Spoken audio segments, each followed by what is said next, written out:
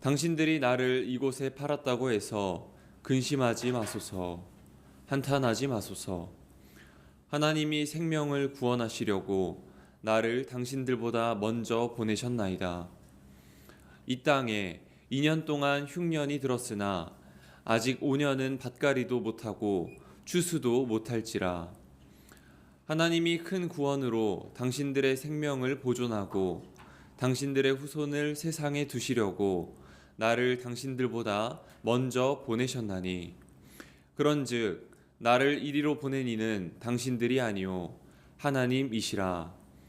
하나님이 나를 바로에게 아버지로 삼으시고 그 온 집의 주로 삼으시며 애굽 온 땅의 통치자로 삼으셨나이다.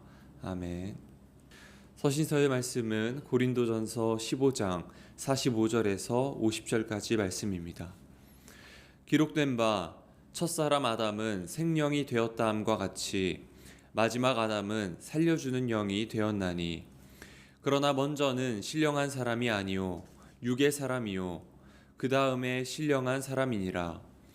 첫 사람은 땅에서 났으니 흙에 속한 자이거니와 둘째 사람은 하늘에서 나셨느니라.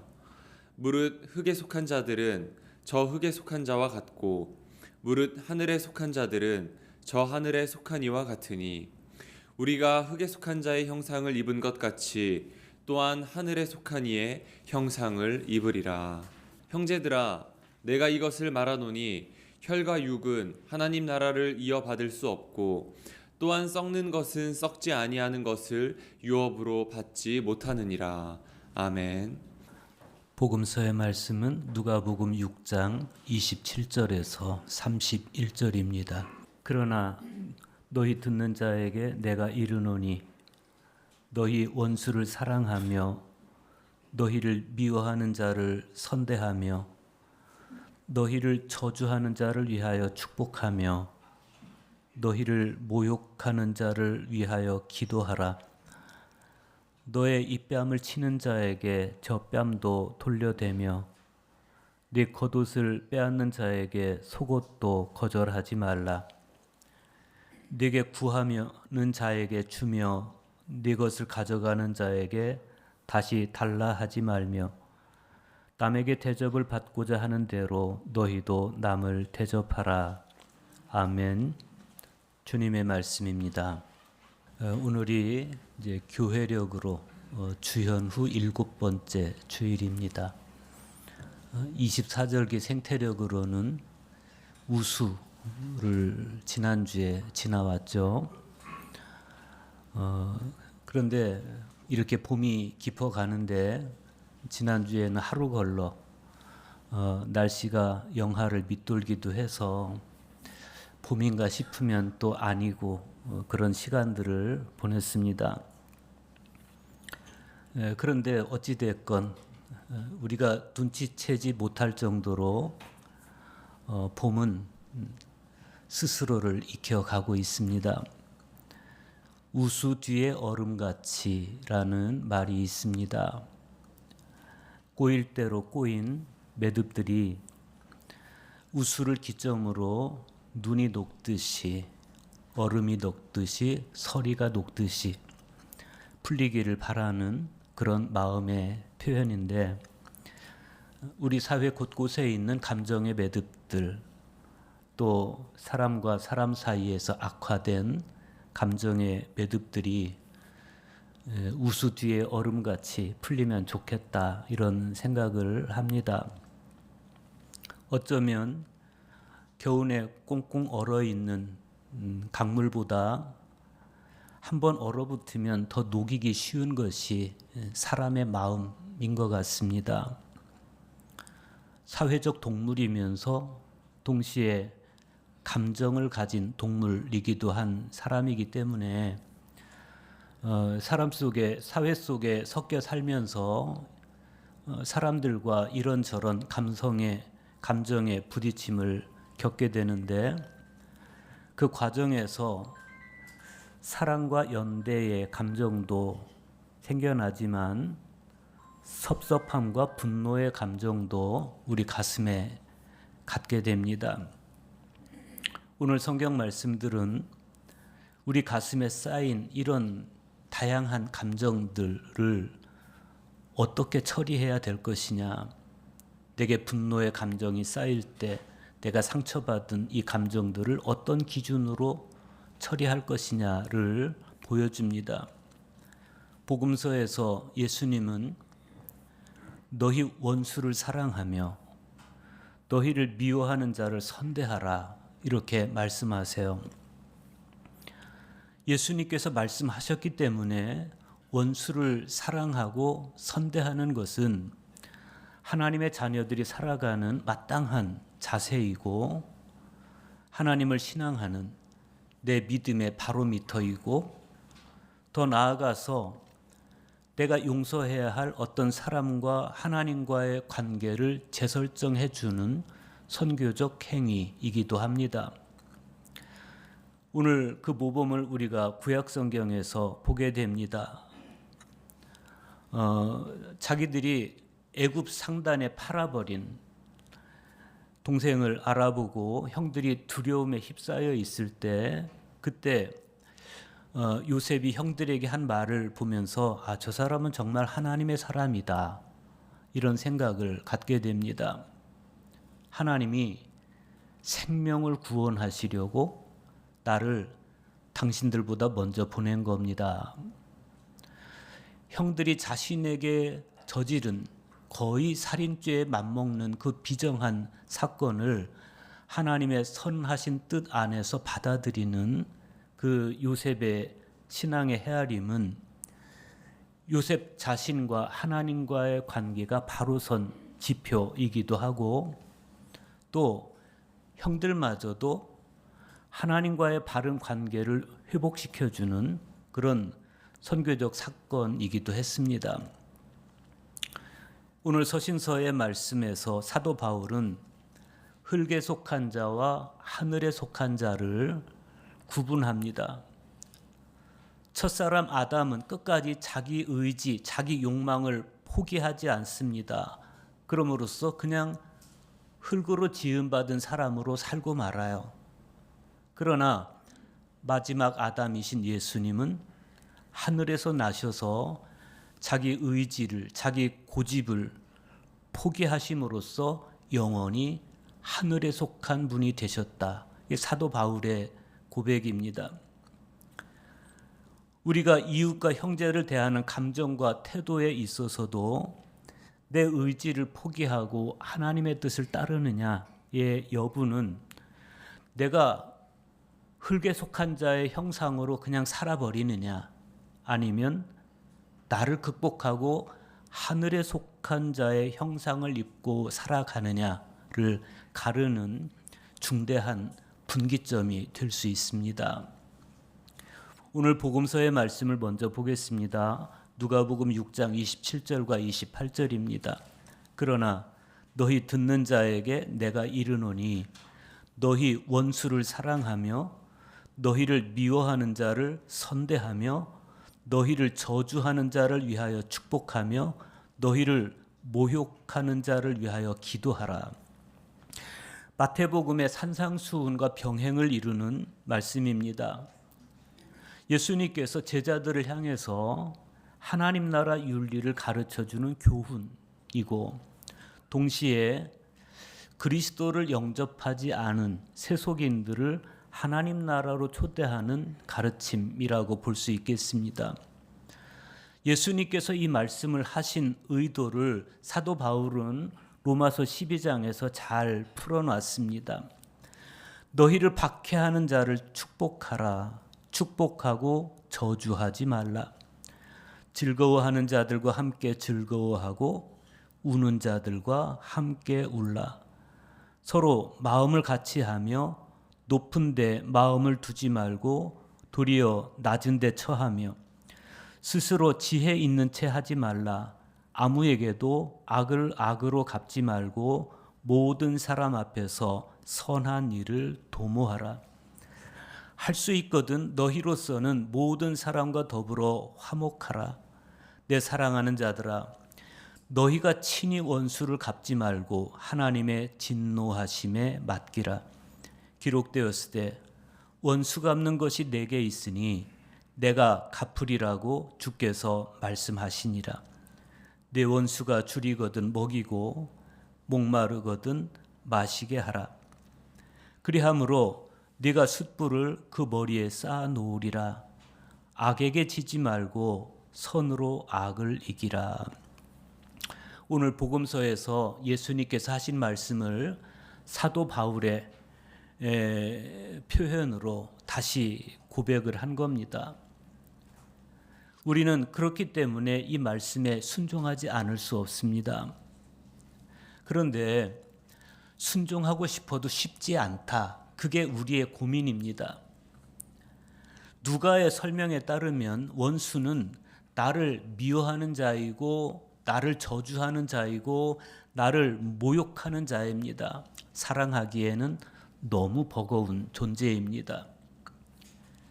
누군가가 나를 미워하는 고통, 누군가에게 저주당하는 고통, 누군가에게 모욕당한 상처, 우리는 이런 것들을 다 가슴에 안고 살아갑니다. 그런데 그런 대상을 사랑하라. 주님의 이 가르침은 내가 신앙인이라고 해서 그냥 긍정하기가 쉽지 않아요. 그런데 주님은 거기서 그치지 않고 한 걸음 더 나아가서 이렇게 말씀하십니다. 너의 이 뺨을 치는 자에게는 저 뺨도 돌려대며 네 겉옷을 빼앗는 자에게 속옷도 거절하지 말라. 네게 구하는 자에게 주며 네 것을 가져가는 자에게 다시 달라 하지 말며 남에게 대접을 받고자 하는 대로 너희도 남을 대접하라. 이런 상황 설정은 일반적인 인간 관계에서 정말 자연스럽지 않은 겁니다.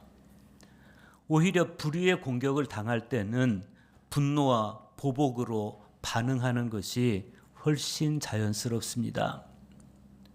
더욱이 29절에서 내 오른뺨을 치거든 왼뺨을 돌려대라. 여기서 뺨이라는 단어가 시아곤인데 턱을 의미하는 겁니다. 내 턱을 치는 자에게 맞은편 턱도 돌려대라는 거예요. 턱을 때리는 건 단지 모욕을 주기 위한 폭력을 넘어서 몸에 손상을 입히려는 의도가 다분한 겁니다. 그런데 그런 사람을 향해서 다른 쪽 뺨을, 다른 쪽 턱을 돌려줘라, 내주라. 이것은 내 몸에 손상을 입히는 것을 감수하면서까지 그 폭력적 행동을 받아들여줘라. 그런 의미입니다. 감정을 가진 사람인데 그게 가능하겠습니까? 같은 상황에 오히려 모세의 율법은 비교적 현실적인 대응을 권장하고 있습니다. 출애굽기 21장 24절에 보면 눈은 눈으로, 이는 이로, 손은 손으로, 발은 발로, 된 것은 된 것으로, 상하게 한 것은 상함으로, 때린 것은 때림으로 갚을지니라. 이렇게 말씀합니다.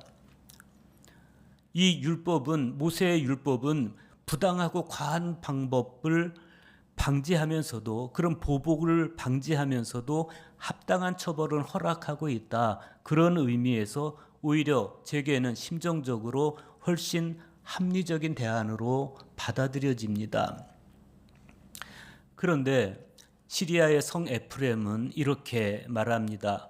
눈은 눈으로, 이는 정의의 완성입니다. 하지만 이 뺨을 치는 자에게 저 뺨을 돌려대라는 것은 사랑의 극치입니다. 출애굽기의 율법이 시작이라면 예수님의 가르침은 끝인 셈입니다. 시작과 끝은 별개인 듯 보이지만 깊이 보면 하나임을 알 수 있습니다. 하나님은 정의의 하나님이시지만 동시에 사랑의 하나님이십니다. 그래서 우리 그리스도인들의 도덕은 정의를 넘어서서 사랑을 실천하는 쪽으로 가야 된다. 이런 말씀으로 받아들여져요. 마틴 슐레스케에 의하면 순화는 고통과 사랑이 함께 녹아 있는 말이다. 그래요. 고통 없는 사랑은 없다. 그런 의미인데, 그래서 슐레스케는 이런 말을 합니다. 사랑하기에 고통스러운가요? 사랑은 원래 그런 것입니다. 예수는 자기 포기가 없이는 사랑이 있을 수 없음을 보여줍니다. 사랑을 추구하면서 사랑받는 존재에게 고통당할 각오가 없다면 사랑의 본질을 파악하지 못한 것입니다. 사랑을 택한 사람의 삶은 고통의 길이 될 것입니다. 사랑하기에 받는 고통을 자랑스럽게 여기십시오. 테르툴리아누스는 스카플라에게 보내는 편지에서 친구를 사랑하는 것은 모든 사람의 관습이지만 원수를 사랑하라는 것은 그리스도인의 관습이지요. 이렇게 말해요. 아가서에서 술람의 여인은 흑인인 자기를 사랑하는 그 솔로몬의 사랑에 굉장히 감격합니다. 그래서 그 사랑은 내 위에 깃발이로구나 이런 고백을 합니다. 그리스도인들이 주님의 이 사랑의 계명에 순종할 때 그 사랑은 우리 형제와 이웃에게 깃발이 될 수 있다. 그런데 그러기 위해서는 나에게 폭력을 휘두르는 그 사람을 향한 나의 분노의 감정이 먼저 해결이 돼야 됩니다. 내 분노의 감정이 이 상처가 해결되지 않은 상태에서 그냥 주님의 계명이기 때문에 사랑해야 된다. 이건 자칫 자기 감정에 대한 학대, 폭력이 될 수 있습니다. 그런데 스페인 태생으로 중국에서 선교했던 판토하 선교사가 성 그레고리오의 말을 인용해서 이런 말을 합니다. 분노는 모든 악의 대문이다. 이를 닫아야 모든 덕이 그 거처에서 편안해진다. 이 때문에 마음에 인내가 있는 것은 어른이 집에 있어서 온갖 일이 차분하게 이루어지는 것과 같다. 인내라는 주인이 한번 떠나가면 마음은 성을 내고 눈은 불알이며 혀는 마구 떠들고 얼굴은 사납게 된다. 손은 흥분하고 몸은 마구 떨려 모든 일이 한꺼번에 어지러워진다. 결국 이 분노의 감정을 해결하지 않으면 그것은 내가 분노하는 그 분노의 대상뿐만 아니라 나에게도 치명적인 독이 될 수 있다. 그런 이야기입니다. 그래서 우리는 내 영혼을 위해서라도 이 분노의 감정을 해결해야 됩니다.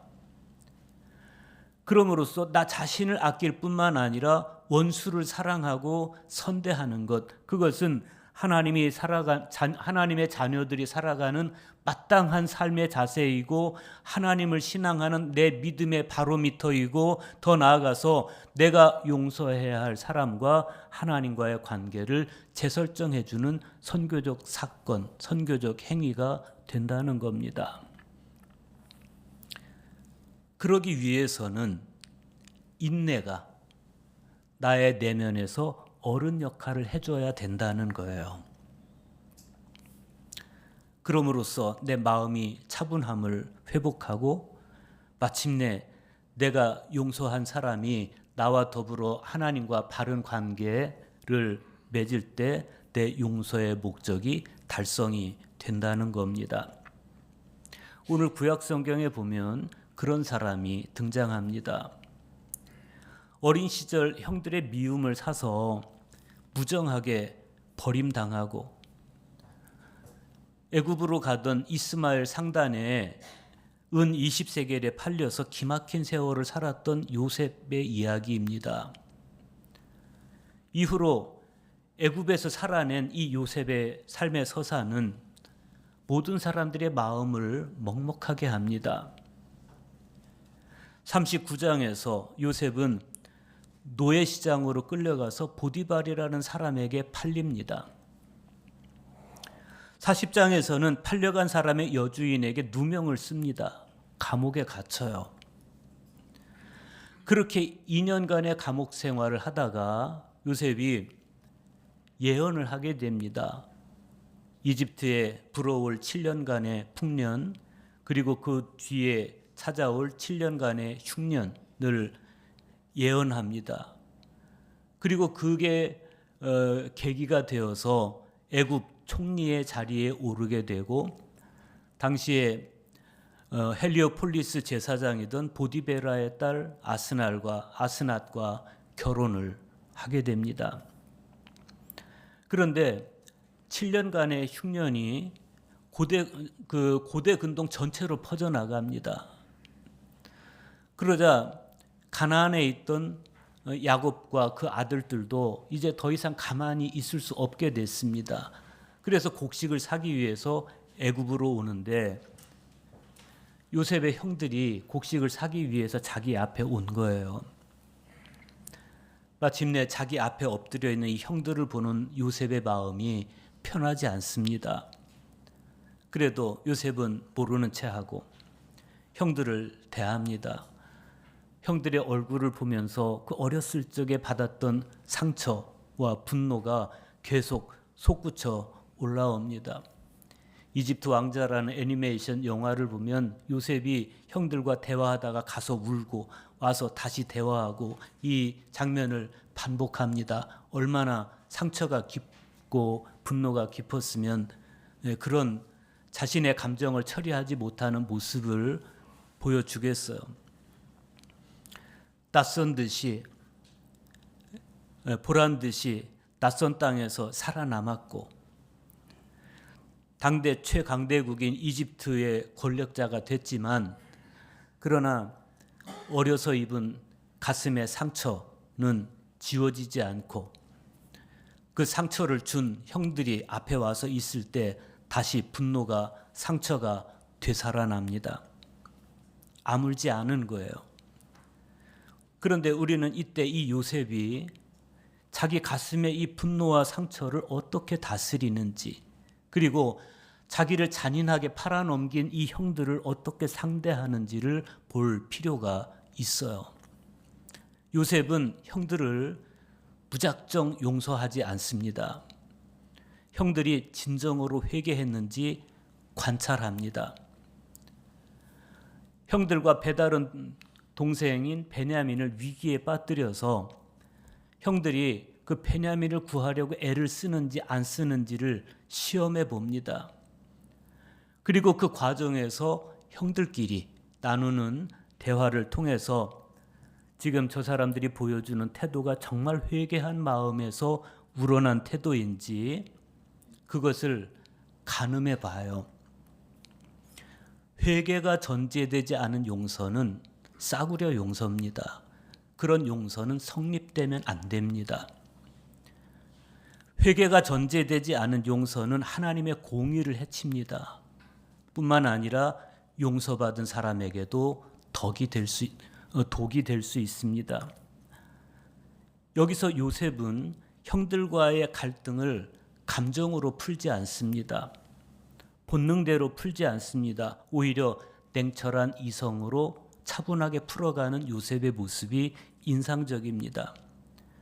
다행히 요셉은 형들을 시험해 보는 과정에서 형들이 이전과 많이 달라졌다는 사실을 알게 됩니다.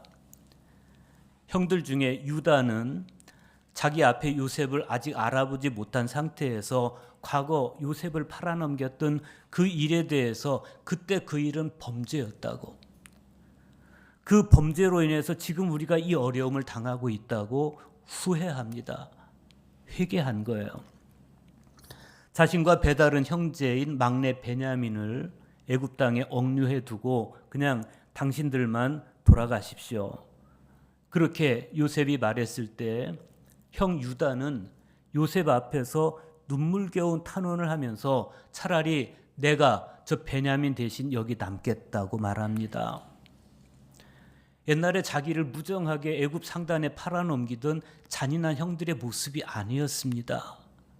요셉은 그 변화된 회개한 형들의 모습을 보면서 정을 억제하지 못하고 큰 소리로 울어요. 그 소리가 파라오의 궁에 들릴 정도였습니다.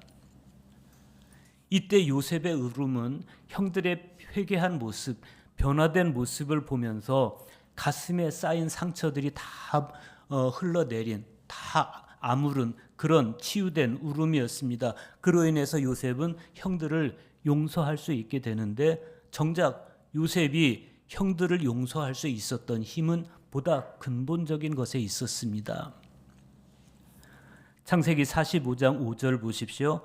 당신들이 나를 이곳에 팔았다고 해서 근심하지 마소서, 한탄하지 마소서. 하나님이 생명을 구원하시려고 나를 당신들보다 먼저 보내셨나이다. 요셉이 형들을 용서할 수 있었던 것은 형들과의 그 갈등, 그 분노를 감정대로 풀지 않고 냉철한 이성으로 대처했기 때문입니다.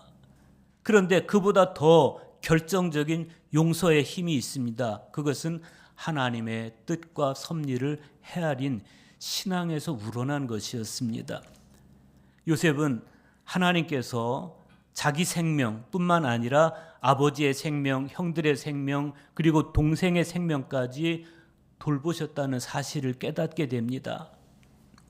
6절에서 8절의 고백도 그렇습니다. 이 땅에 2년 동안 흉년이 들었으니 아직 5년은 밭갈이도 못하고 추수도 못할지라 당신이 큰 구원으로 당신들의 생명을 보존하고 당신들의 후손을 세상에 두시려고 나를 당신들보다 먼저 보내셨나니 그런즉 나를 이리로 보낸 이는 당신들이 아니요 하나님이시라.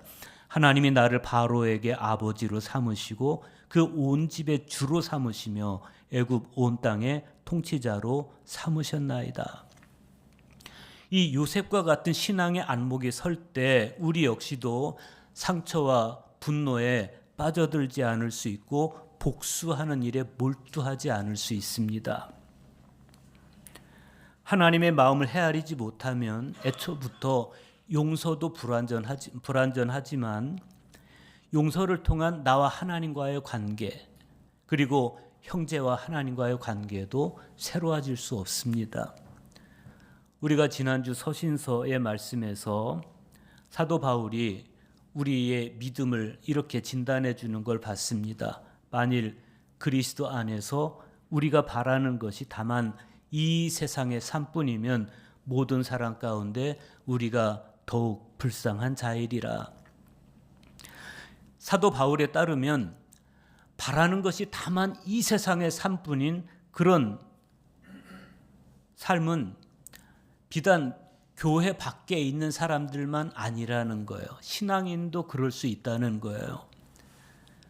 우리 마음이 그런 상태, 바라는 것이 다만 이 세상의 삶뿐인 그런 상태에 머물고 말면 우리는 하나님과 나와의 관계뿐 아니라 하나님과 형제의 관계도 망칠 수 있다는 겁니다. 우리가 하나님의 뜻에 눈을 감아버리면 우리 자신의 신앙도 성화에 이르지 못할 뿐 아니라 신앙의 형제들에게도 나쁜 영향을 끼치는 것입니다. 그래서 지난주 말씀에 이어서 오늘 사도 바울은 이런 당부를 합니다. 기록된 바 첫사람 아담은 생명이 되었다 함과 같이 마지막 아담은 살려주는 영이 되었나니 그러나 먼저는 신령한 사람이 아니요 육의 사람이요 그 다음에 신령한 사람이니라. 첫사람은 땅에서 났으니 흙에 속한 자이거니와 둘째 사람은 하늘에서 나셨느니라. 흙에 속한 자들은 저 흙에 속한 자와 같고 무릇 하늘에 속한 자들은 저 하늘에 속한 이와 같으니 우리가 흙에 속한 자의 형상을 입은 것 같이 또한 하늘에 속한 이의 형상을 입으리라. 형제들아 내가 이것을 말하노니 혈과 육은 하나님 나라를 이어받을 수 없고 또한 썩는 것은 썩지 아니하는 것을 유업으로 받지 못하느니라. 창세기에 등장하는 첫사람 이 아담 이야기의 본질은 순종과 불순종의 문제, 즉 자기 의지와 고집을 포기하느냐 아니면 포기하지 못하느냐 여기에 있어요. 첫사람 아담은 자기 의지를 포기하지 못합니다. 자기 욕망을 포기하지 못합니다. 그래서 영영 흙에 속한 삶을 살고 말았다. 그러나 마지막 아담인 예수는 자기 의지와 고집을 넘어섭니다. 그럼으로써 영원히 하늘에 속한 분이 되셨다. 이게 바울의 말씀입니다. 우리가 이웃과 형제를 대하는 감정과 태도에 있어서도 내 의지를 포기하고 하나님의 뜻을 따르느냐의 여부는 내가 흙에 속한 자의 형상으로 살아가느냐 아니면 그것을 극복하고 하늘에 속한 자의 형상을 입고 살아가느냐를 가르는 아주 중대한 분기점이 될 수 있다는 겁니다.